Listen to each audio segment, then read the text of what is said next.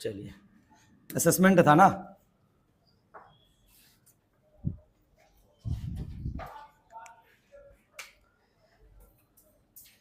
हम लोग पढ़ रहे थे, चलिए ये वाला बात तो आप लोगों को पहले है, जो सब नया बच्चा है वो सबको पता भी होगा। फिर मैं बताता हूँ, बाकी आपको कोई मतलब नहीं होगा, हमको भी पता है। आपको जहाँ मतलब होता है हम वहीं घेर देते हैं, ठीक है। आपको बस सस्ता सस्ता पढ़ाई चाहिए, ये एकदम बिल्कुल सस्ता में बट रहा है, ठीक है। बाकी कोई बढ़िया से बताते रहो, 2500 भी नहीं है, 1 टका कम में है, तो बहुत ज़्यादा बात नहीं है। चलिए, कल हम ये पेज को छोड़ के सीधे वो वाला पेज में जंप कर गए थे। हमने आपको बताया था आकलन और मूल्यांकन दो अलग अलग बात है, लेकिन आपके सिलेबस में आकलन का भी मतलब मूल्यांकन होगा और मूल्यांकन का भी मतलब आकलन ही पढ़ेंगे, ठीक है कि नहीं है। जबकि आकलन को हम लोग क्या बोलेंगे, असेसमेंट, और मूल्यांकन को क्या बोलेंगे, इवैल्यूएशन। क्या बोलेंगे, इवैल्यूएशन। समझ में आया कि नहीं आया। चलिए, दोनों का मतलब अलग अलग या एक एक। हमने इससे पहले भी एक टॉपिक कवर करा, बाल केंद्रित शिक्षा, इसी का दूसरा नाम हमने दिया था प्रगतिशील शिक्षा। समझ में आया कि नहीं आया। आज क्या हो रहा है, आकलन या बोल दिए इवैल्यूएशन, दोनों में सेम आंसर करेंगे, कुछ भी अलग अलग नहीं करेंगे। आकलन का मतलब परिभाषा हमने छोड़ा था, आकलन हम लोग करते क्यों हैं, समझा कि ना। मेन उद्देश्य क्या था, हमको ये देखना था कि बच्चे जब सीखेगा, सीखने में उनको कौन कौन सी कठिनाई आएगी, यही ना पढ़े थे। सीखने में कौन कौन सी कठिनाई आएगी, जो भी कठिनाई सीखने में आएगी उसको समझना, उसके बारे में पता करना और उसको दूर करना, ये मेन उद्देश्य होता है क्या करने का, आकलन करने का। आकलन करने का हमारा कहीं से भी उद्देश्य ऐसा नहीं होता है बच्चे को पास कर दें या बच्चे को हम फेल कर लें या बच्चे को ग्रेड दें या बच्चे को सेपरेट करें या बच्चे को हाई अंक दें या फिर वर्गीकरण करें, नामीकरण करें, ऐसा कुछ भी कहानी होता ही नहीं है। समझ में आया कि नहीं आ रहा। तो करना क्या होता है, बेसिकली उसकी कठिनाइयों को पता लगाना होता है, सीखने में उसका क्या कठिनाई आ रहा है। समझ में आया कि नहीं आ रहा। और बच्चे बात, अब जब आपका बच्चे का गार्जियन जब आपके पास आएगा, आपसे पूछेगा मेरा बच्चा कैसा है पढ़ने में, क्या चल रहा है, कैसा है नहीं है, तो आप गार्जियन को भी कुछ ना कुछ तो रिपोर्ट करेंगे। तो रिपोर्ट करेंगे तो बच्चे का क्या चाहिए, फीडबैक लेना पड़ेगा। तो बेसिकली बच्चों का क्या लिया जाता है, एक फीडबैक है। क्या है, एक फीडबैक है। विद्यार्थियों को एक फीडबैक प्रदान करना होता है, इस वजह से हमको क्या करना होता है, आकलन करना होता है। बात समझ आएगी ना, बाकी इसका कोई मतलब नहीं है। अच्छा, आकलन से हमारा एक और पता चला, आकलन करके ही हमें यह बात पता चलेगा बच्चों को किधर इंटरेस्ट है, कौन सी एरिया में इंटरेस्ट है, कौन सी एरिया में उसका कोई इंटरेस्ट नहीं है। बात समझ में आएगी ना। एक काम करिए, आप रिमोट का ना ये है ऑफिस में लेके आओ, ठीक है, सर है वहां पे, बोलो दे देंगे, ठीक है। तो बोलो क्या हम लोग पता कर लेते हैं उससे, रुचि और उसका क्यूरियोसिटी, जिज्ञासा। समझ में आया कि नहीं, ये दो बातों का पता चलता है। बाकी उसका हमको प्रोग्रेस, किस रफ्तार से सीख रहा है, कितना सीख गया या सीखने में सीख रहा है कि नहीं सीख रहा, ये बात हमें बस केवल पता करना है। इसलिए हम लोग करते हैं क्या, आकलन, या करते हैं क्या, मूल्यांकन। इसके अलावा हमारा कोई भी मतलब नहीं होता है। बात समझ में आया कि नहीं आया। तो ये वाली मतलब है, कल हमने इसको आई थिंक डिस्कस कर लिया था। और हमें इसका मतलब कभी भी ये नहीं समझना है कि आकलन का मतलब क्या नहीं होना चाहिए, ये सब कभी भी नहीं समझना है। समझ में आया कि नहीं आया। आकलन का मतलब हमें क्या नहीं समझना है, कभी भी आकलन इसलिए नहीं करना है कि हमें बच्चों को क्या करना है, टॉपर बनाना है। इस वजह से आकलन कभी भी नहीं किया जा सकता। आकलन देकर कभी भी बच्चों में तुलना नहीं किया जा सकता, क्योंकि हमने पहले ही मान लिया है बच्चे क्या होते हैं, बच्चों में क्या होती है, व्यक्तिगत विभिन्नता होती है। बच्चों में व्यक्तिगत विभिन्नता होती है।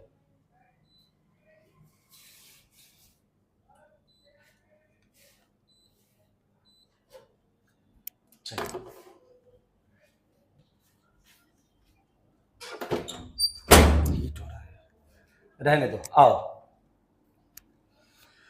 हाँ, हम लोग आकलन क्यों, क्या आकलन में क्या नहीं करना है हम लोगों को, कभी भी टॉपर, फेलियर, पास फेल नहीं कराना है। दूसरा क्या नहीं करना है, कभी भी बच्चों में तुलना ही नहीं करना है कि ये ऐसा है, वो तेज है, ये भुदवा है, ये गोरका है, ये काला है, ऐसा कोई भी नहीं, ऐसा कुछ नहीं करना। क्या परीक्षा के नियत से हम लोग मूल्यांकन करते हैं। मूल्यांकन का मतलब क्या परीक्षा होता है, कभी भी नहीं। परीक्षा वर्ड देखना है, काट देना है। मूल्यांकन का मतलब कभी भी ऐसा नहीं होता है। क्या मूल्यांकन बच्चों को ग्रेड देने के लिए करते हैं, ग्रेड से भी आप अगर किसी को टॉप करवा दिए, किसी को ग्रेड ए, किसी को ग्रेड सी, इसका मतलब हो गया लफड़ा हो गया। समझाया कि नहीं आ रहा। तो ऐसा हम लोग नहीं करेंगे। क्या हम लोग रैंक देना होता है, नहीं, वो भी नहीं करते हैं। क्या हमको अंक देने के लिए करते हैं, किसको 50 उसको 60, ऐसा भी नहीं करना होता है। क्या हम लोग मूल्यांकन, सबसे इंपॉर्टेंट बात जो मैंने बोला था, ये वाला पे मैंने स्टार लगाया था, क्या कंपटीशन के लिए मूल्यांकन किया जाता है बच्चों में, कंपटीशन पैदा करना, तो नहीं, क्योंकि सारे बच्चा पहले से अलग है। काहे का कंपटीशन, कोई कंपटीशन नहीं होना चाहिए, इस वजह से नहीं होना चाहिए। क्या बच्चों में तनाव पैदा करने के लिए मूल्यांकन करते हैं, नहीं, कभी भी नहीं। ऐसा कोई काम करना ही नहीं जिससे बच्चों में क्या आ जाए, टेंशन बढ़े, स्ट्रेस लेने लगे बच्चा, ऐसा कोई काम नहीं करना चाहिए। क्या बच्चों का वर्गीकरण करने का मकसद होता है? तो ऐसा कुछ भी नहीं होता है। ये सारे के सारे वर्ड आपका क्या होगा? निगेटिव। क्या नामकरण करना है? तो नहीं। क्या परिणाम घोषित करने के लिए हम लोग मूल्यांकन करते हैं? तो ऐसा कभी भी नहीं करते। समझ में रहा? ये सब मूल्यांकन का मकसद है ही नहीं। बस केवल बच्चों को क्या कठिनाई आ रहा है उसको फीडबैक देना है और उसका जिज्ञासा पता करना है, उसका इंटरेस्ट देखना है, उसका प्रगति कितना हुआ, कितना सीखा, कितना नहीं सीखा, ये पता करना होता है। बाकी इसका कोई भी मतलब नहीं। ये सब वर्ड जहां देखे आपको काटना है। सबसे भयानक मैंने क्या बोला था आपको? जितना स्टार लगा दो इसमें उतना क्या होगा? कम होगा। कि जब भी एक वर्ड आएगा कि मानक और क्या आएगा? मानकीकृत, अंग्रेजी में आएगा स्टैंडर्डाइजेशन या स्टैंडर्डाइज्ड, आपको क्वेश्चन का ऑप्शन वो वाला रिजेक्ट कर देना है। समझिए कि ना? ये कभी होता ही नहीं है। मानक और स्टैंडर्डाइज्ड का मतलब हमने बोला था एक लेवल सेट कर देना। आपका एग्जाम कंडक्ट करवाए, मैंने सेट कर दिया आपका 25 नंबर का टेस्ट होगा, 20 से नीचे अलाउ नहीं होगा। 20 से नीचे लाएंगे तो आपका कुछ ना कुछ पनिशमेंट या समथिंग कुछ मैंने बोल दिया, एक लेवल सेट कर दिया। अब आपका दिमाग में टेंशन होगा कि नहीं होगा? गलती से कहीं 19 ना आ जाए, है कि नहीं? गलती से कहीं 8 ना आ जाए। अब इस स्ट्रेस में आप कुछ और करने लगेंगे। ये एक लेवल आपके लिए सेट नहीं करना, इसलिए कभी भी मानक नहीं देना बच्चों को, कभी भी कोई एक लेवल सेट नहीं करना बच्चों के लिए। इतनी बातें मैंने ऑलरेडी आपको कल डिस्कस करा था, जिनमें से ये वाला सबसे ज्यादा याद रखना है, तुलना वाली बात और आपको याद रखना है, ग्रेड वाली बात भी आपको याद रखना है, परीक्षा वर्ड देखते ही आपको हमेशा काटना है, अंक भी कहीं भी कभी से भी नहीं होना चाहिए, और ये कंपटीशन तो भयानक तरीके से, ये वर्ड को ध्यान में रखिएगा। परिणाम तो कभी भी नहीं चाहिए, ये भी ध्यान रखिए। पास फेल उतना फर्क नहीं पड़ता, सबसे ज्यादा ये वर्ड आपको क्वेश्चन में देखने को मिलेगा। अभी हम लोग प्रैक्टिस करेंगे तो आपको दिखेगा 5-10 क्वेश्चन हमने लाया है आज। यहां तक आई थिंक मैंने कल डिस्कस करा था कि मेन जो हम मूल्यांकन करते हैं बच्चों का उद्देश्य क्या होता है और मूल्यांकन का क्या मतलब हम नहीं समझेंगे। समझा कि ना? कि मूल्यांकन का ये सब मतलब नहीं होता है, ये सब उद्देश्य से मूल्यांकन नहीं करेंगे। आज जो है हमको पढ़ना था कि जो हम आकलन करते हैं बच्चों का उसका प्रकार पढ़ना था। आई थिंक ये भी हमने कल कवर करा था कि आकलन कितने प्रकार के थे? 2 प्रकार के थे। कितने थे? 2। एगो था रचनात्मक, एगो क्या था? रचनात्मक, और एक क्या होता था? योगात्मक। क्या होता है? योगात्मक आकलन, रचनात्मक आकलन। रचनात्मक को अंग्रेजी में हमने बोला था फॉर्मेटिव असेसमेंट, और मैंने योगात्मक को अंग्रेजी में दिया था आपको समेटिव। मैंने आपको बोला था कौन सा जिंदगी में कभी भी नहीं करना है? समेटिव वाला जिंदगी में नहीं करना है, समेटिव वाला जिंदगी में परफॉर्म नहीं करना है। जब भी आपको आकलन करना है, जब भी आकलन करना है, कौन सा वाला करना है? हमेशा और हमेशा रचनात्मक करना है। अब क्वेश्चन है कि ऐसा क्यों है, तो अब उसका फीचर से जानते कि होता क्या है इसमें। तो इसमें हमने बोला था इसमें क्या संभव होता है? सबसे बड़ी बात फेरबदल संभव होता है। अगर हमको लगेगा कि इस प्रोसेस में बच्चे को सीखने में दिक्कत हो रहा है, ऐसा वाला प्रोसेस को, तो हमको लगता है कि अगर हम दूसरे प्रोसेस को फॉलो करेंगे बच्चा जल्दी सीखेगा, आप तुरंत चेंज कर दीजिए। हार्ड एंड फास्ट बना के नहीं रखना है। तो इसमें बस हेरा फेरी है, इसमें इसमें फेरबदल है। अब अगर फेरबदल है तो इसी का मतलब हम बोल सकते हैं इसको लचीला। और हमने अभी तक एनसीएफ पढ़ा है, आरटी पढ़ा है, हर जगह देखा है बच्चों के लिए सिस्टम कैसा होना चाहिए? लचीला होना चाहिए। तो भैया फेरबदल का मतलब ही हम चलेंगे लचीला में। तो ये फेरबदल संभव है। जबकि यहां अगर देख लिए एक बार कोई भी फेरबदल संभव नहीं है। एक बार जो है चाहे तुमको आए तुमको ना आए, मेरे को ऐसे पढ़ाना है तो ऐसे ही पढ़ाना है, हम दूसरे तरीका अपना ही नहीं सकते। ये चीज है, तो ये चीज मेरे लिए अच्छा नहीं माना जाता। ये वाला बच्चों के लिए जबरदस्त है। अच्छा, ये वाला होता कब है? तो बीच बीच में होता है, जब प्रोसेस चल रहा होता है, खत्म होने का इंतजार नहीं करते हैं, बीच में ही बच्चे का मूल्यांकन कर लेते हैं कि क्या कठिनाई आ रहा है, कितना सीख पाया, इंटरेस्ट हो रहा है कि नहीं हो रहा, क्या जिज्ञासा उसकी बढ़ रही है कि नहीं बढ़ रही है। समझा रहा है कि नहीं रहा? सारी बातें बीच में ही टेस्ट कर लिया जाता है। तो अच्छा है, जैसे बीच में टेस्ट करेंगे, अगर हमको पता चलेगा कुछ गड़बड़ है तो सही कर लेंगे। समझा कि नहीं आया? अब पता चला इसमें क्या होता है, एक अंत में एगो टेस्ट ले लो और पता चला उस दिन पेट में दर्द हो गया, एग्जाम में नहीं दे पाए, फिर सब साल भर का मेहनत खत्म। तो इस वजह से ये वाला चीजें बिल्कुल ही गंदा होता है, खराब होता है। अच्छा, जब अंत में हो गया तो काम खत्म। अंत के बाद और रिवर्स गियर तो लगेगा नहीं आपका जिंदगी में, तो फिर से क्या हो गया? अब कोई तुम सुधार करना चाहोगे तो वो चीज पॉसिबल नहीं है, क्योंकि आपका पता कब चला है चीजें आपको समझ में नहीं आया, या आपके प्रोसेस में क्या कठिनाई हुई हमको कब पता चला? क्लास के अंत में। क्लास के अंत में तो उसके बाद तो छुट्टी, तो फिर आप काम सुधार सकते हैं क्या? नहीं। तो इसीलिए ये वाला चीज मेरे हिसाब से क्या हो गया, हम लोगों के हिसाब से, बच्चों के हिसाब से क्या हो गया? गलत। ऐसा हमको कभी भी करना नहीं है। लेकिन इसमें बीचे में चेक कर लेते हैं, अब गलती भी हो गया तो सुधार सकते हैं। कल मैंने एक उदाहरण दिया था आपको कि एकदम बढ़िया वाला अम्मी वाला उदाहरण दिया था कि सब्जी बनाने का सबसे बेस्ट है सब्जी टेस्टी बना न या नहीं बना, मिर्ची ज्यादा हो गया कि नहीं हो गया, नमक हुआ ठीक ठाक कि नहीं हुआ, अम्मी सब बीच में ही क्या कर लेती है? उठाई और मार के सबसे चेक कर ली, अगर गड़बड़ है तो सुधार लो, नहीं है तो कोई दिक्कत नहीं। अब वहीं पर एक आदमी बोलेगा हम चेक नहीं करेंगे, जब सब कुछ हो जाएगा उठा पुठा के रख देंगे, तब फाइनली देखेंगे, अब पता चला नमक ढेर हो गया। आप अब तो खाने का वक्त हो चुका है भाई, अब तुम फेंक भी नहीं सकते, दोबारा बना भी नहीं सकते, तुम्हारे पास ऑप्शन नहीं है।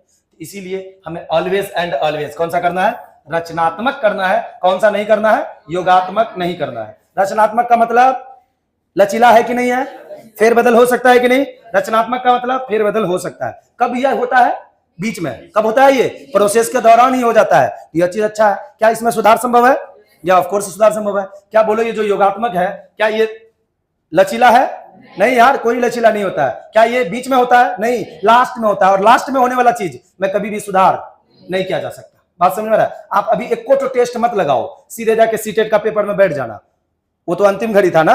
अब क्या सुधार करोगे, जो सुधारना था तो आपको बीच में ही सुधारना था ना, एग्जाम दे देकर, कि कहां दिक्कत है, कहां टाइम मैनेजमेंट करना है, कहां छूटता है, कैसे क्या करना है, कौन सब्जेक्ट में कितना समय देना है, पहले कौन सा सब्जेक्ट सॉल्व करना है। ये सारी चीजें कब करना पड़ेगा, तैयारी के दौरान। ये नहीं कि एग्जाम हॉल में जाके सोच रहे हैं पहले कौन सा करेंगे, तब तक तो आपका जा चुका है, जो होना है वो हो जाएगा। समझ में आया। इसीलिए कौन सा करना है जिंदगी में, हमेशा रचनात्मक। ऑप्शन में योगात्मक देखते ही पढ़ने से पहले काट देना है, बाद में पढ़ना है। समझ में आया कि ना। चलिए आगे मूव करें। बाकी ये देखो, ये सब कुछ नहीं है, हमेशा रचनात्मक, यही वाला हिंदी में लिख के दिए आपको। हमेशा कौन सा परफॉर्म करनी है आपको, रचनात्मक आकलन। कभी नहीं करना है कौन सा, योगात्मक, क्योंकि ये वाला अच्छा नहीं होता है। क्यों अच्छा नहीं होता है, इसका लॉजिक आपको हम बता चुके हैं और अच्छे से आप आ चुके हैं। अच्छा अगला आते हैं। मैंने बोला था इसके अलावा भी 3 प्रकार बोलते हैं आकलन को, मुख्य रूप से 2 था, यहां से अब फ्रेशली पढ़ाना था मेरे को, कल इतना मैंने कवर करा था।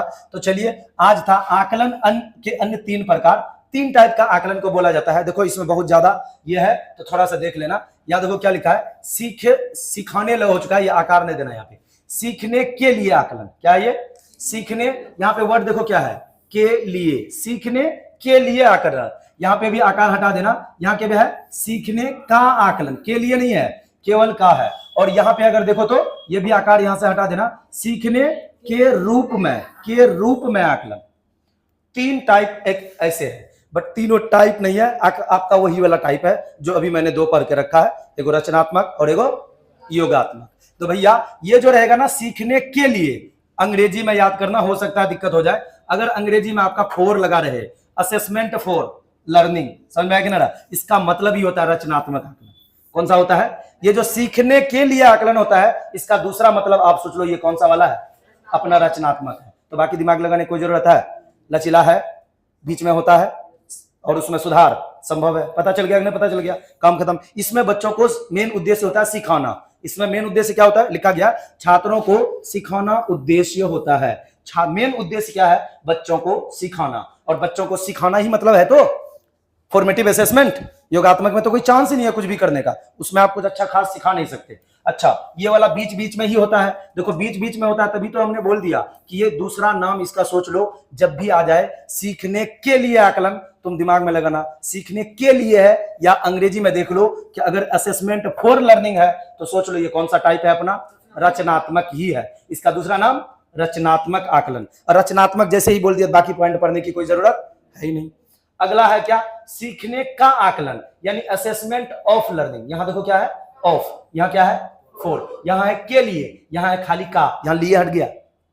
समझ में कि नहीं रहा। बस एक वर्ड को आपको ध्यान रखना है, इस तरह का वर्ड आए तो अंग्रेजी पढ़ लो, या तो फॉर या तो यहां होगा क्या, ऑफ। ऑफ वाला का मतलब क्या होगा, योगात्मक आकलन है। अब योगात्मक आकलन है तो बाकी आपको करना है क्या, तो आपको ये दोनों में कौन सा करना है हमेशा, बोलो, सीखने के लिए करना है या सीखने का आकलन करना है। सीखने के लिए आकलन करना है, ये कभी नहीं करना, क्योंकि इसका मतलब योगात्मक ही होता है और इसका मतलब रचनात्मक होता है। कहानी खत्म, मिला जुला वही 2 था या नया था, वही 2 था। बाकी पॉइंट डिस्कस करने की कोई जरूरत नहीं होता है। अगला अगर हम बात करते हैं तो एक है सीखने के रूप में आकलन। अब ये अच्छा है या खराब है, मैं एक्सप्लेनेशन दे रहा हूं, अब आप बताएंगे ये वाला करना चाहिए या नहीं करना चाहिए। ये वाला जिंदगी में करना चाहिए, ये वाला तो कभी नहीं करेंगे, ये वाला ऑलवेज एंड ऑलवेज। अब ये वाला के बारे में आप अब बताएंगे, मैं आपको यहां एक्सप्लेन दे रहा हूं। इसमें एक्चुअली कुछ नहीं होता है, बच्चा खुद से या सहपाठी द्वारा आकलन करता है, यानी बच्चा खुद से अपना खुद का आकलन करता है, या तो बच्चों को बोलता है कि मेरा तुम आकलन करो कि मेरे को कहां तक प्रोग्रेस है, क्या है, नहीं है। समझ में आ रहा है कि नहीं? तो बोलो ये ठीक ठाक है या नहीं है। मैं उदाहरण समझता हूं, जैसे आप तैयारी कर रहे हैं, अभी आप कोचिंग नहीं आए, कोई बच्चा सेल्फ पढ़ रहा है, पढ़ के खुद एक क्वेश्चन बैंक उठाया, 25 को क्वेश्चन सेलेक्ट किया, बढ़िया से टेस्ट लगाया, ऑप्शन भरा और फिर आंसर से मिला के देख रहा है हमको कितना नंबर आया। आपका कोई मास्टर है बाजू में? कोई कहा टेस्ट देने? नहीं, आपने खुद से पढ़ा, खुद से वह अंदर से लगा कि हमको अपने आप को चेक करना चाहिए, हमारी ग्रोथ हो रहा है कि नहीं हो रहा है, हम सीख पा रहे हैं कि नहीं पा रहे हैं। आपने खुद से टेस्ट लगाया, खुद से आंसर मिलाया, खुद से अपना नंबरिंग भी दिया और अंतर से खुश हो गए, वाह नंबर तो अच्छा आया। तो ये वाला क्या किया आपने? खुद से करा ना, ये भी अच्छा है, चीज है, आपका जिज्ञासा आप कर रहे हैं। या आपने दोस्तों को बोला तू पूछ हमसे फलना फलना चीज, अब दोस्त धराधर पूछ लिया, आप बता दिए, लगा ना मैंने जो ट्राई करा था सीखने का वो मैंने सीख लिया। तो बोलो ये कहीं से आपको खराब लगा या कहीं से आपको अच्छा लगा? क्या ये अच्छा है या खराब है? करना चाहिए कि नहीं करना चाहिए? कर सकता है यार, ये वाला भी अच्छा है, ये वाला भी अच्छा है, लेकिन हम हमेशा कौन सा परफॉर्म करेंगे? ये वाला करेंगे। बच्चा जिस दिन करेगा ये वाला करेगा तब भी भला, ना करे तो भी भला। तो ये अच्छा है, इसको भी हम लोग क्या मान लेते हैं कि ये भी अच्छा है। बस एक नहीं है तो कौन नहीं है, ये वाला कभी नहीं चाहिए। समझ में आया कि ना? समझ में आया? क्या होता है सीखने के रूप में? Assessment as learning. देखो यहाँ पे वर्ड क्या आया है?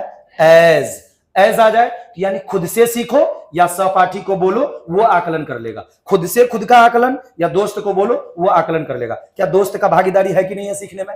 हमने पढ़ा है, हाँ है, तो भैया वो कर लेगा आपका आकलन, या खुद से आकलन कर लो, कोई दिक्कत नहीं है। समझ में आ रहा कि ये भी अच्छा है, ये भी अच्छा है, ये वाला खाली बेकार है। तो ये दो था, एक जुड़ा है। तो बोलो के लिए एगो आएगा का, एगो आएगा रूप में, है कि नहीं है? काम खत्म। अंग्रेजी में आएगा फॉर, एगो आएगा ऑफ और इधर आएगा क्या?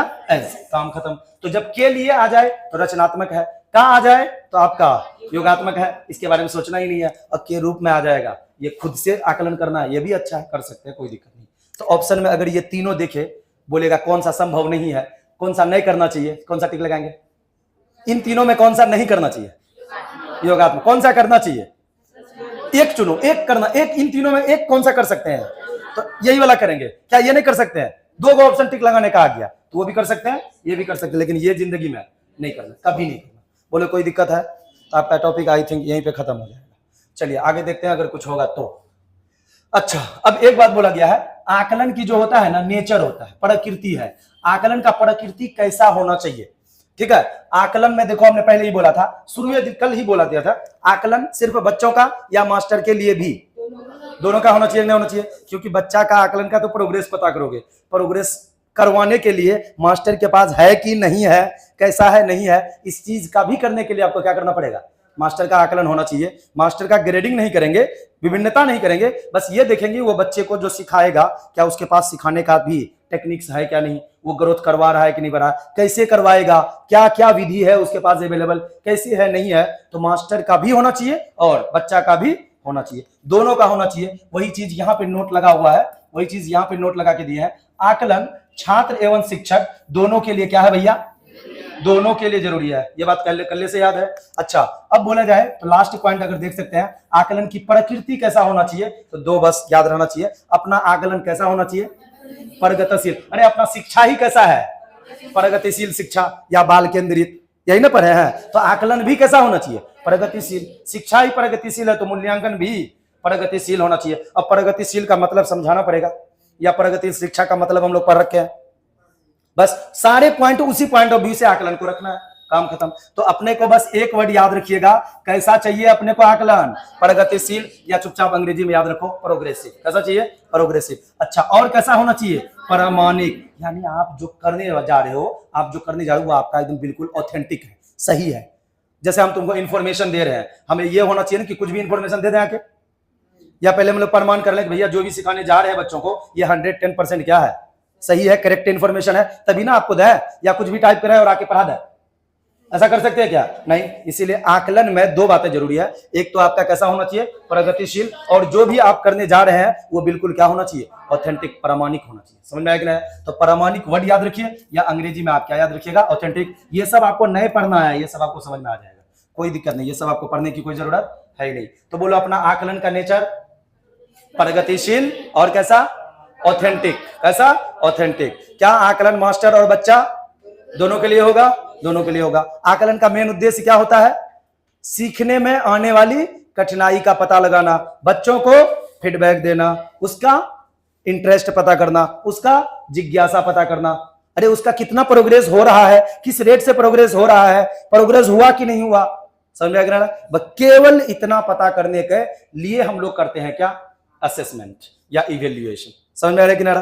काम खत्म, इससे ज्यादा नहीं। क्या नहीं करनी है, असेसमेंट का क्या मतलब नहीं होता है, रटना, ऐसा कुछ भी नहीं। परीक्षा, अंक, ग्रेड, वर्गीकरण, नामांकन, नामीकरण, ऐसा नहीं। स्टैंडर्डाइजेशन, मानक, मानकीकृत, ऐसा कुछ भी हमको नहीं करनी है। कंपटीशन, बच्चों में तुलना, ऐसा कुछ भी नहीं करनी है। बात समझ में है? कितने प्रकार के, मेनली हम दो बोला क्या, मेनली मैंने दो बोला क्या, एगो बोला क्या, रचनात्मक, जिसको बोलते हैं क्या, फॉर्मेटिव असेसमेंट। दूसरा बोला मैंने क्या, योगात्मक, जिसको बोला मैंने समेटिव। क्या नहीं करनी है जिंदगी में, समेटिव। क्या करनी है हमेशा, रचनात्मक, मतलब लचीला होता है, यानी फेरबदल संभव है।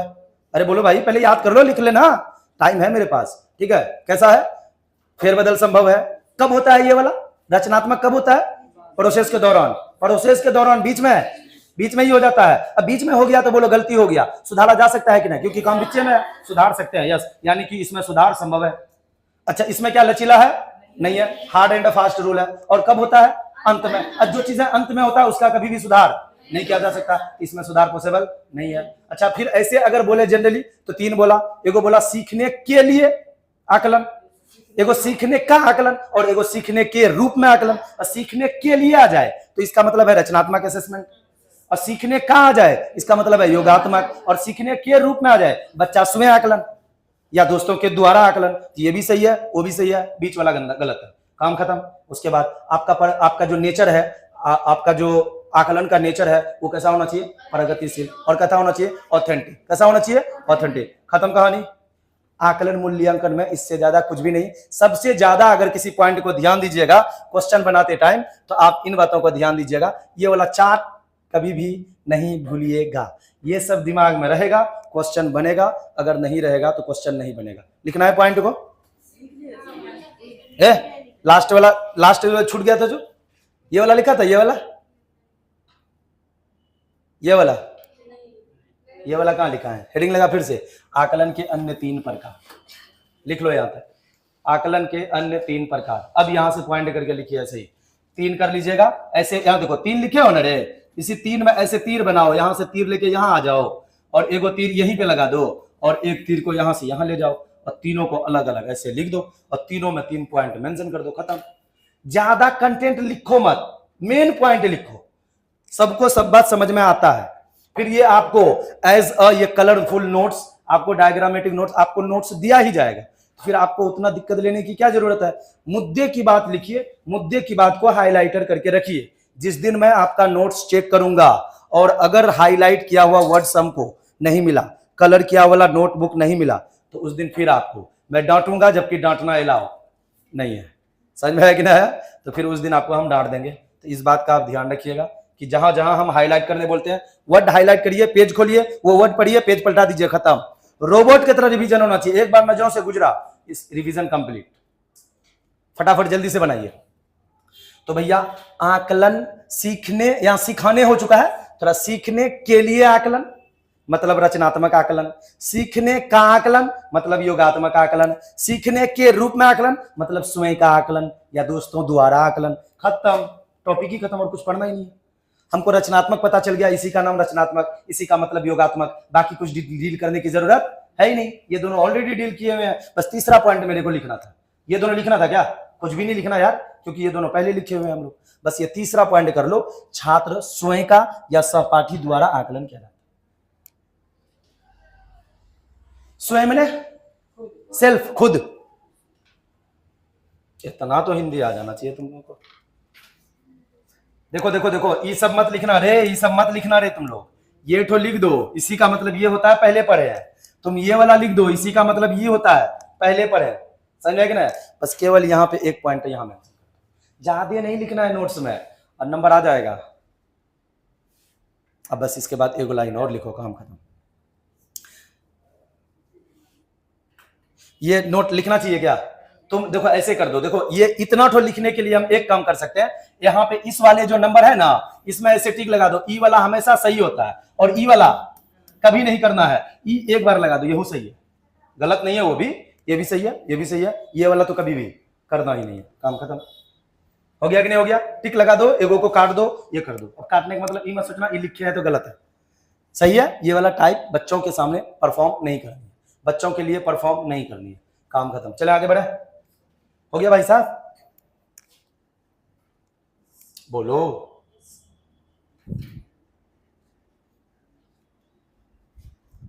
हाँ बारिश हो रही है यार। चलो, तो सीखना उतना हार्ड, मूल्यांकन क्या भारी टॉपिक था? छोटा छोटा टॉपिक होता है और छोटे छोटे बनाकर अपने को पढ़ लेना है। कब खत्म हो जाएगा सीडीपी आपको पता भी नहीं चलेगा, और रटे कि न रटे यही पता नहीं चलेगा। क्या आपको टॉपिक का कंटेंट याद करने की जरूरत पड़ रहा है? देखो, मेन क्लास का मतलब होता है क्लास में टीचर आपको जब समझाए और चीजों का उदाहरण दे तो सारी बातें क्लास में ही दिमाग में सेट होना चाहिए, घर में जाके रटने की स्थिति पैदा नहीं होना चाहिए। अगर रटने की स्थिति पैदा हो रहा है तो फिर ऐसी सिस्टम को छोड़ देना चाहिए, सीधी सीधी फॉरवर्ड बात, चाहे वो यहां हो चाहे कहीं हो, रटने की स्थिति नहीं होना चाहिए। 70 to 80% बात दिमाग में क्लास में ही क्या होना चाहिए, सेट। यहां से पढ़ के निकले, कहीं से भी कुछ पूछ ले, जवाब देने में हम 80% क्या हो जाए, सक्षम। 80 to 90% कवर, 10% जो होगा, क्योंकि टर्म ढेर आएगा तो कंफ्यूजन आएगा, तो बस वो जाके दिमाग में खाली एक बार क्या करना है, रिफ्रेश करना है, बस काम खत्म। ज्यादा दिमाग हौच पौच नहीं करना है। ना जाने क्यों इतना भारी बनाकर लोग इसको एक्सप्लेन करता है, हमको नहीं पता, बट बहुत आसान होता है, बहुत लॉजिकल भी होता है और मजेदार टॉपिक है, अच्छा टॉपिक है। बढ़े आगे। कितना लिख रहा है रे तुम लोग, यही सब लिखने लग गया क्या? नहीं का सर, ये सब पीछे लिखल है, आपका छूट गया है। ये नोट्स आपको हूबहू मिलेगा, बस ये होगा हमने यहाँ टिक लगाया, वहां टिक लगा हुआ नहीं होगा, उसके लिए हमने नोट लगा के नीचे लिख दिया। ये एज ए दिस आपको पीडीएफ फॉर्मेट मिलेगा। मैंने आपको कल एडमिशन फॉर्म दिया है, आज अगर आप सबमिट करते हैं तो आज रात ही आपका ग्रुप क्रिएट होगा। अब तक जितने भी लेक्चर जो भी सब्जेक्ट का हुआ है आपको फॉरवर्ड कर दिया जाएगा, आराम से आप उसको पढ़िएगा, ठीक है। अगर पासवर्ड प्रोटेक्टेड होगा तो पासवर्ड बता दिया जाएगा, ऐसे इन जनरल होगा तो इन जनरल में आपको दे दिया जाएगा। तो ये नोट्स सारे आपको मिलेंगे, बट एडमिशन क्लियर होने के बाद। अभी एक ही बच्चे फीस जमा किया, तो आप जल्दी से जितना जल्दी हो सके एडमिशन ले लीजिए, एंड देन फिर हम फर्दर आगे काम करते हैं, ठीक है। क्योंकि देखो 4-5 टॉपिक मैंने कवर कर दिया। ये मेरा कौन सा टॉपिक था? चौथा है शायद। मैंने एनसीए पढ़ा दिया आपको, मैंने आरटीई पढ़ा दिया आपको, और मैंने चाइल्ड सेंटर एजुकेशन पढ़ा दिया, और ये मैंने इंटेलिजेंस पढ़ा दिया। अभी थोड़ा सा और फास्ट कर दें तो 5वां टॉपिक भी मेरा कंप्लीट हो जाएगा, जो है इंटेलिजेंस। आज नहीं करेंगे, वो कल करेंगे, समझ ना, क्योंकि वो नोट्स भी अभी रेडी नहीं हुआ है मेरा बढ़िया से। चलो आगे बढ़े। चलिए भैया आगे देखो, तो एक पॉइंट बस ये वाला लिखो नोट लगा के बढ़िया से, आकलन छात्र एवं शिक्षक दोनों के लिए जरूरी है। बस इतना लिख दो, खत्म। आकलन छात्र और शिक्षक दोनों के लिए इंपॉर्टेंट है, दोनों का होना चाहिए, किसी एक का नहीं, दोनों का होना चाहिए। एक सफल शिक्षक, एक सक्सेस क्लास, एक सफल पढ़ाई तभी बोला जाता है जब बच्चा क्लास में 80 से 90% बात क्या करे, क्लास में ही सीख कर निकले वो। अगर ऐसा आप में हो रहा है तो ये क्लास सक्सेस है, ऐसा हो रहा है। अगर नहीं हो रहा है तो फिर कहीं ना कहीं दिक्कत है, आप बोलिए, उस पर काम करेंगे। जिसका भी जहां भी जो दिक्कत आ रहा है आप एक बार बताइए, क्योंकि प्रोसेस के अंदर फीडबैक दीजिएगा तभी हम सुधार पाएंगे। अब फीडबैक अंत में दीजिएगा तो अगले बैच में सुधार आ जाएगा, तब तक आपका तो गया। समझ में आया कि नहीं आया? इस बात का ध्यान रखिएगा। बाकी फीस का कोई अगर लफड़ा है तो ऐसी नहीं लगता है आज के युग में 2500 रुपया 2400 रुपया का कोई वैल्यू होता है। इतना तो फोन रिचार्ज करके खत्म कर लेते हैं 4 महीने में। चलो आगे बढ़े। अरे हो गया। उसके बाद एक बात ये लिखो, आकलन की प्रकृति, यानी ऐसे लिख सकते हैं आप लोग, आकलन की प्रकृति, आकलन की प्रकृति, प्रकृति, प्रकृति, ठीक है, ऐसे लगा दो। इसमें हमको क्या क्या चाहिए, क्या क्या चाहिए, ऐसे लगा दो, दोनों पॉइंट को लिख दो। समझ में आया कि ना? ऐसे लगाइए, दोनों लिख दीजिए। प्रगतिशील होना चाहिए और क्या होना चाहिए, प्रामाणिक होना चाहिए। आप हॉरिजॉन्टल में तीर बना दीजिए, मेरा ऐसे में जगह आपका ज्यादा बर्बाद होता है, तो बस यहाँ पे ऐसे हॉरिजॉन्टल लाइन बना दो, यहाँ पे लिख दो प्रगतिशील होना चाहिए, प्रगतिशील होना चाहिए, प्रगतिशील होना, प्रगतिशील होना चाहिए, और क्या होना चाहिए बोलो, प्रामाणिक, प्रामाणिक, प्रामाणिक होना चाहिए, ऑथेंटिक और प्रोग्रेसिव। काम खत्म। चलो मैं यहां से दिखा दे रहा हूं, मैंने एक तरीका बताया, ऐसे बनाओगे, बाकी आप यहां से देख के लिखो, अच्छा लगेगा। अंग्रेजी भी लिखना, प्रोग्रेसिव, ये वर्ड चाहिए मेरे को। अंग्रेजी याद करो, एक बार में पास करना है तो। हिंदी जब समझ में ना आएगा तब क्या करेंगे, वहीं इंग्लिश होता है, वो वर्ड ढूंढेंगे जो वर्ड हमने याद करके गया है, वो वर्ड है, क्योंकि इंग्लिश में वर्ड चेंज नहीं होगा, हिंदी का तो कोई ठिकाना ही नहीं है, क्या लिखेगा नहीं लिखेगा। ऑथेंटिक का मतलब प्रामाणिक, ऑथेंटिक होनी चाहिए, ठीक है। और भैया कैसा होना चाहिए, तो प्रगतिशील, दुएटो मतलब अपना शिक्षा ही प्रगतिशील है तो फिर मूल्यांकन भी प्रगतिशील ही होना चाहिए। काम खत्म। चलिए, इसी के साथ आपका टॉपिक होता है कौन सा खत्म, इवेल्युएशन एंड असेसमेंट, या असेसमेंट एंड इवेल्युएशन। ये दो टॉपिक खत्म हो गया। आकलन मूल्यांकन दोनों अलग अलग बना के नहीं, एक साथ पढ़ लिए। इसमें वो पूछे, कोई भी नाम लगा के पूछे, टेस्ट दे सकते हैं। 5-7 क्वेश्चन डिस्कस करते हैं। क्वेश्चन लिखेंगे नहीं, क्वेश्चन आपको एज अ टेस्ट के फॉर्मेट में जैसे दे रहे हैं वो दे देंगे।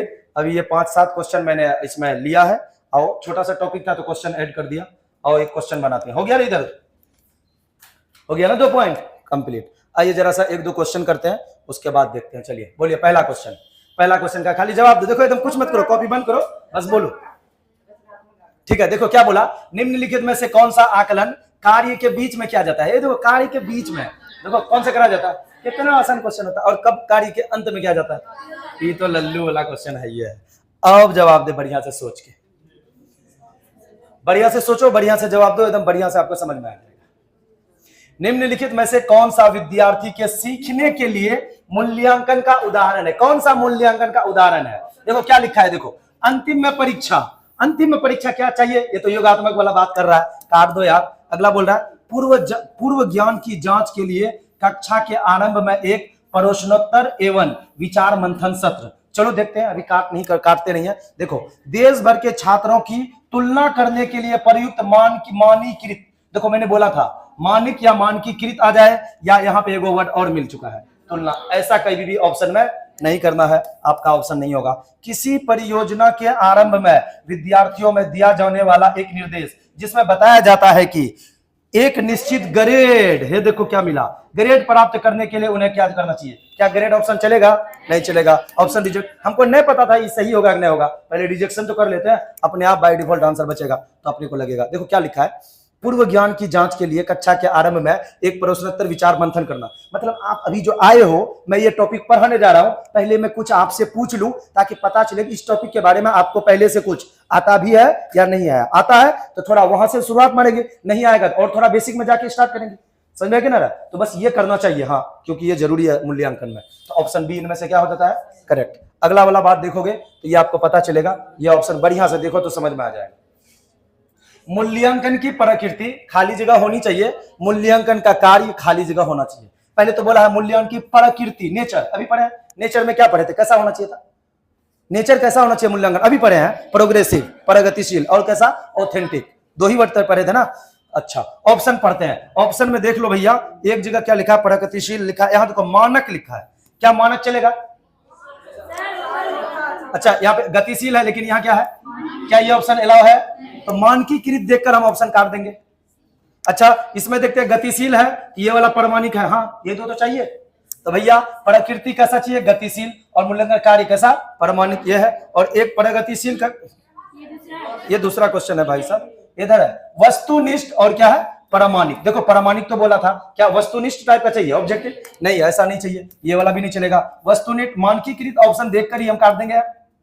तो मैंने बोला था मानकीकृत, मानक, ये 2 ज्यादा याद रखना, ज्यादातर क्वेश्चन में ये चीजें आएगा। तो चलो कौन सा आंसर सही है पता चला, ऑप्शन सी। ये वाला पढ़ के जल्दी से रिफ्लेक्ट करिए। एक प्रगतिशील कक्षा में आकलन होता है, कैसा होना चाहिए, बोलो, मानक, मानक चाहिए, लेवल सेट करोगे, जिंदगी में नहीं करेंगे। अच्छा, योगात्मक कभी नहीं करेंगे सर जी ये वाला तो, और गतिशील, यस यस यस, यही तो होना चाहिए यार अपना, यही तो होना चाहिए। अगला क्वेश्चन का जवाब दो, खुद से कोशिश करो पहले। ये थोड़ा सा मैं इसको छोटा कर रहा हूं, चलो इसका जवाब दीजिए थोड़ा सा जल्दी से। रचनात्मक आकलन के लिए कार्य की प्रगति को दर्शाने वाले पोर्टफोलियो एक प्रभावी प्रणाली है। देखो हम पोर्टफोलियो के बारे में आपको ना बताए हैं ना आप जानते हैं, जो भी है ऑप्शन को पढ़ के हम छांटने की कोशिश करते हैं। रचनात्मक कार्य के लिए प्रगति दर्शाने के लिए पोर्टफोलियो एक प्रभावी प्रणाली है, क्योंकि अब इसमें आते हैं, ऑप्शन पढ़ते हैं। आकलन की प्रक्रिया में विद्यार्थियों को शामिल करते हैं, बोला इसमें आकलन की प्रक्रिया में विद्यार्थी को शामिल किया जाता है, इसलिए चलो देखते हैं। क्या लिखा, व्यक्तिगत विद्यार्थियों की प्रगति के बारे में अंतर्दृष्टि, इंडिविजुअल, क्या लिखा है यहाँ पे, provide insight to progress individual students, ये भी लग रहा। मुख्य रूप से अंतिम उत्पाद की प्रस्तुत पर ध्यान केंद्रित करना। देखो ये क्या लिखा है, अंतिम उत्पाद, क्या बोला, अंतिम में चीज, जो चीजें होता है क्या वो सही होता है, नहीं होता है, ये वाला ऑप्शन तो कट जा रहा है। अगला वाला पहले पहले निगेटिव हटा देते हैं हम।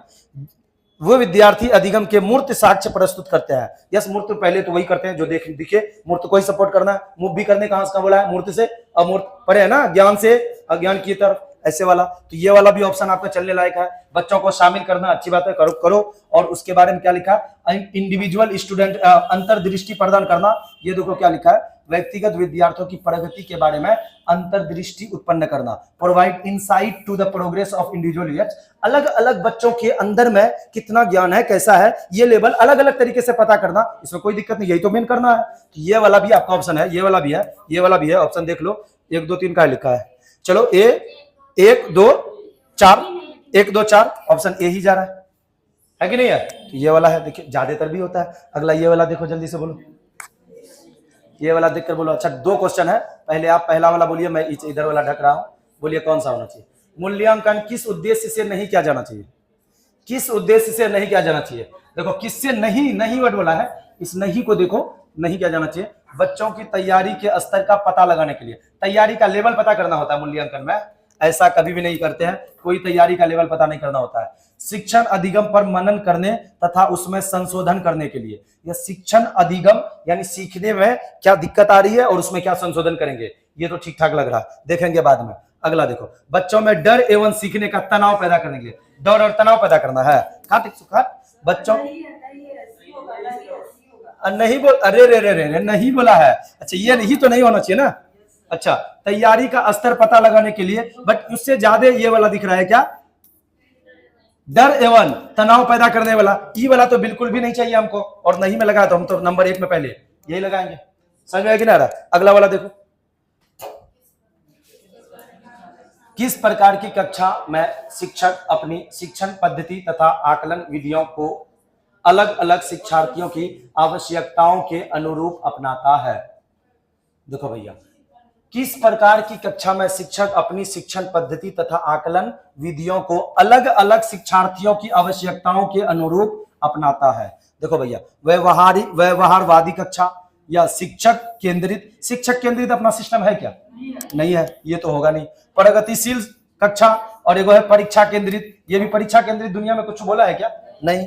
अच्छा, अब एक देखो व्यवहारवादी, व्यवहारवादी भी आपका ऐसा सिलेबस में कुछ भी नहीं है। अपने को यहां दिख रहा है, अपना कैसा होना चाहिए, प्रगतिशील। कैसा? प्रगतिशील में ही बोला है कि बच्चे में विभिन्नता होती है, अलग अलग बच्चे को अलग अलग तरीके से ध्यान दो। समझ में आ रहा है कि ना? तो ये वाला ही ऑप्शन आपके लिए क्या हो रहा है, ऑप्शन करेक्ट हो रहा है। ठीक है, एक आध क्वेश्चन और है तो देख लो, नहीं है तो कोई बात। निम्नलिखित आकलन के निम्नलिखित तरीकों में से कौन सा सामाजिक रचनावादी कक्षाओं में उपयोग नहीं किया जाता है? फिर से देखो, नहीं दिया है, कौन सा नहीं कर सकते हैं। ये देखो, ये देखो, ये देखो, ये वाला वर्ड देखते ही तो बोलेंगे भैया यही तो है, और कुछ बोले ना बोले। मानक और मानकीकृत, कुछ ज्यादा ही ये होता है। अगला बोलो, अगला बोलो, अगला बोलो। यदि शिक्षिका विद्यार्थियों की रचनात्मक का आकलन करना चाहती है तो उसे कौन सा कार्य नहीं, अगर वो चाह रहा है कि रचनात्मक आकलन हो तो रचनात्मक आकलन में क्या नहीं होना चाहिए, कौन सा नहीं होना चाहिए? परिणाम से अधिक प्रक्रिया पर ध्यान केंद्रित करना, विद्यार्थियों की उनके पूर्व निष्पादन से तुलना करना, विद्यार्थियों के आपस में तुलना करना। ये देखो क्या लिखा है, 2 विद्यार्थी को आपस में तुलना करवा सकते हैं क्या? ये तो बिल्कुल भी नहीं होना चाहिए, और नहीं ही तो बोला है, यही तो आंसर लग रहा है, यही लग रहा है। स्व आकलन के अवसर पर प्रदान, या खुद से भी तो आकलन कर सकते हैं, चलेगा। तीसरा वाला टाइप अभी पढ़े हैं। अच्छा, विद्यार्थियों की उनके पूर्व निष्पादन से तुलना करना, यानी पहले से तुमको कितना आता था, अब तुमको क्या आ रहा है, ये कर सकते हैं कि नहीं कर सकते हैं? ये वाला कर सकते हैं आप। अगला अगर बोल रहा है, अगला ये वाला ऑप्शन था, परिणाम से अधिक किस पर फोकस करना है? प्रोसेस पर। परिणाम हमको, मूल्यांकन का मतलब कभी से कहीं से भी हम लोग बोला ही नहीं कि परिणाम होगा, क्या होना चाहिए? प्रोसेस, एक प्रक्रिया हमको देखना है कि उसमें दिक्कत क्या आ रही, क्या चीजें हैं, रुचि क्या है। हमको परिणाम, ग्रेड, सेपरेशन ऐसा कुछ भी करना ही नहीं है। तो ये वाला ऑप्शन फिर से कौन सा है? बेस्ट है, बी है। बोलो चीजें आसान से लग रहा है कि नहीं लग रहा है? तो कहां निगेटिव वर्ड है, बस आ रहे हैं, कहां निगेटिव वर्ड है इस बात को ध्यान देना है। और क्वेश्चन है तो देखिए, नहीं है तो यहीं पे आपका करते हैं। चलिए आज के लिए मैं आप ही को कर दे रहा हूं, क्या